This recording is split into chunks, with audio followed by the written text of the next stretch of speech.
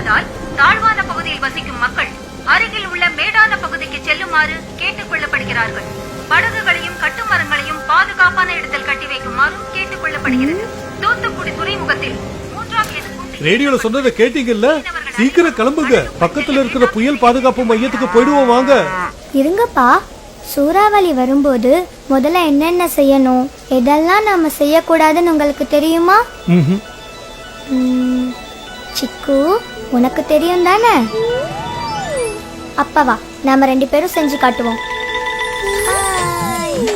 சிக்கு, முதல்ல என்ன செய்யணும்னா ஆதார் கார்டு, ரேஷன் கார்டு, வீட்டு பத்திரம், இது மாதிரி முக்கியமான ஆவணங்களை பாதுகாப்பான இடத்துல வைக்கணும்.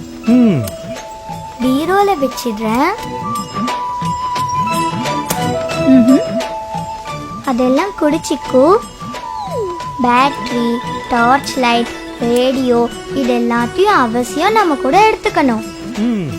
கேஸ் கசிவு ஏற்படாதபடி சிலிண்டரை ஆஃப் பண்ணி வைக்கணும்.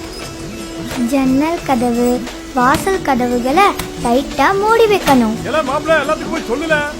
ஏ கன்சாமி, அணை உடைஞ்சு ஊருக்குள்ள வெள்ளம் வந்துகிட்டு இருக்கேன்னு ராமசாமி சொன்னா. எல்லாரும் சீக்கிரம் கிளம்புங்க. அட சீக்கிரம் கிளம்பல.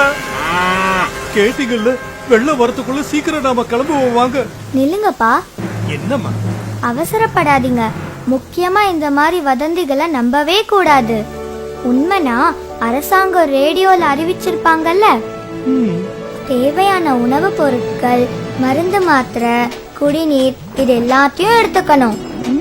மழை கொஞ்சம் நின்னு இருக்கு, இப்ப வாங்க போலாம். வெளியே போறதுக்கு முன்னாடி மறந்துடாம மின் இணைப்பை துண்டிக்கணும்.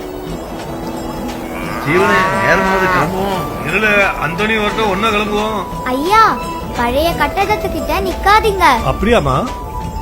பலத்த காத்தடிச்சு மழை பெய்யும் போது மரத்துக்கு கீழேயும் நிக்க கூடாது, அது ஆபத்து.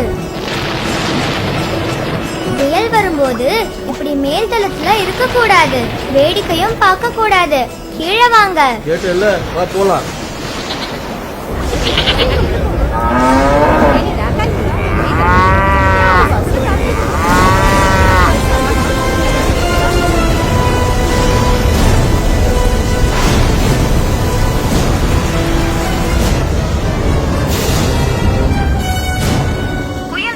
கரையை கடந்து விட்டது. வெள்ளம் வடிந்த பின் மக்கள் அவர்கள் இருப்பிடம் செல்லலாம் என்று அரசாங்கம் அறிவித்துள்ளது. பல இடங்களில் மின்கம்பங்களும் மரங்களும் சாய்ந்திருப்பதால் பொதுமக்கள் எச்சரிக்கையோடு இருக்குமாறு கேட்டுக் கொள்ளப்படுகிறது. இந்த முனியாண்டி சொன்ன வதந்திய உண்மைன்னு நம்பி நாங்க எதையுமே கொண்டு வரல.